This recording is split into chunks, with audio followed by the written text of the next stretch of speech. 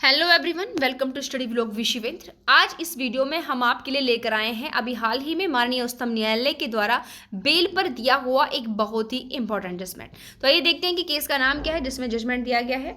तो केस का नाम है the state of Jharkhand versus Anil Ganju का एक केस है, जिसमें माननीय उच्चतम न्यायालय ने कहा है कि जमानत का जो आदेश है, चाहे उसमें जमानत दी गई हो या ना दी गई हो, कारण सहित दिया जाना चाहिए। यानी कि माननीय उच्चतम न्यायालय का कहना है कि जो न्यायालय होते हैं वो जमानत दें एक्यूज्ड को या जमानत एप्लीकेशन को रिजेक्ट करें, इन दोनों का कारण बताना होगा।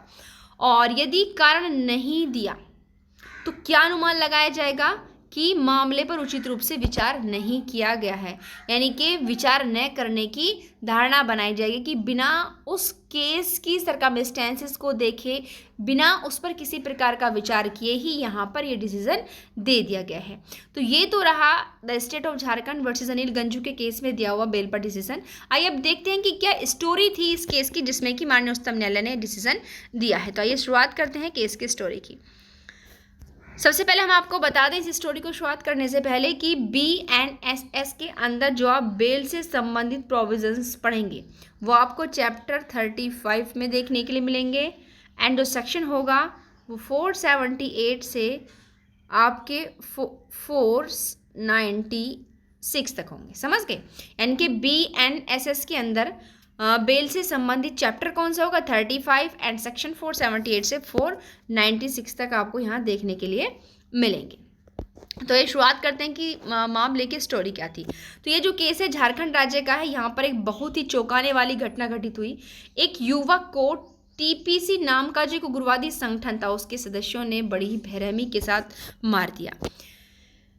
पीड़ित के जो परिवार वाले थे वो तबाह हो गए, क्योंकि परिवार के एक युवक की हत्या होना मतलब उस परिवार की आजीविका चलाने वाले व्यक्ति की अगर समाप्ति है तो परिवार अपने आप ही तबाह हुआ माना जाएगा। घटना कब की है? फरवरी 2016 के ये एक दिन की घटना है।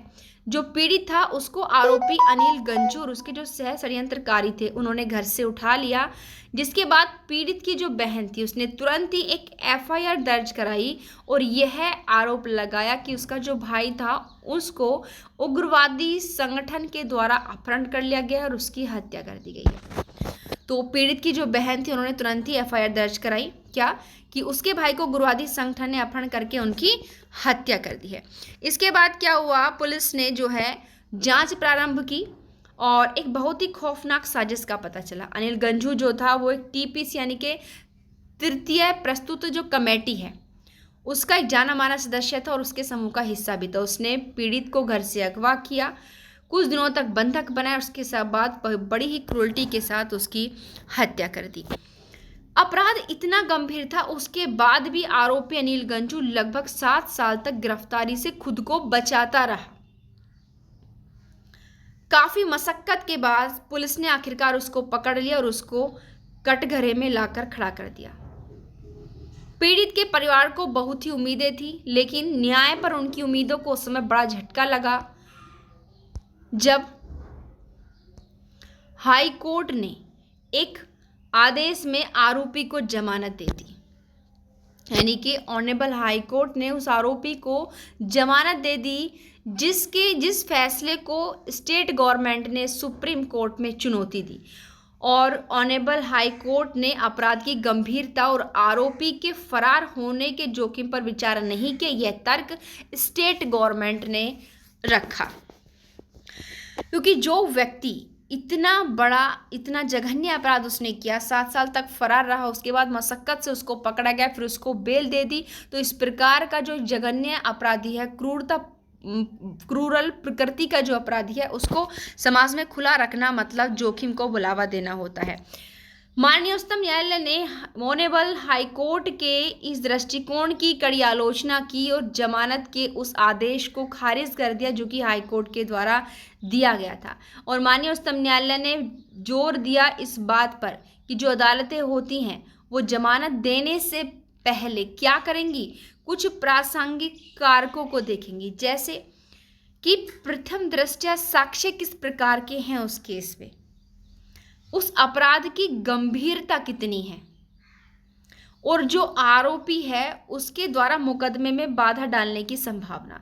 यानी कि अगर उस अपराधी को बेल पर रिहा कर दिया तो क्या वो बाहर निकलकर जो साक्ष्य होते हैं या जो व्यक्ति एज ए विटनेस होते हैं उनको डराएगा धमकाएगा तो नहीं, साक्ष्यों को नष्ट तो नहीं करेगा, या समाज के और लोगों के लिए खतरा तो नहीं बनेगा। इन सारी चीज़ों को ध्यान में रखना चाहिए। इनको ध्यान में रखकर ही किसी भी प्रकार का डिसीजन देना चाहिए, खासकर हत्या जैसे जघन्य केसेस में। तो माननीय उच्चतम न्यायालय ने इस केस में क्या कहा कि किसी भी न्यायालय के द्वारा जमानत देने से पहले या न देने से पहले किन बातों पर ध्यान रखना चाहिए कि प्रथम दृष्टया साक्ष्य किस प्रकार के हैं केस में, गंभीरता कैसी है अपराध की, और यदि आरोपी को रिहा कर दिया तो क्या वो बाधा डालेगा, संभावना है। तो इन कारकों पर विचार करना चाहिए, उसके पश्चात ही किसी प्रकार का डिसीजन लेना चाहिए। तो आई होप आप सभी को हमारी ये वीडियो पसंद आई होगी। इस वीडियो को आप अपने सभी फ्रेंड्स में शेयर करिएगा और हमारे चैनल को लाइक करें एंड सब्सक्राइब करना बिल्कुल ना भूलें।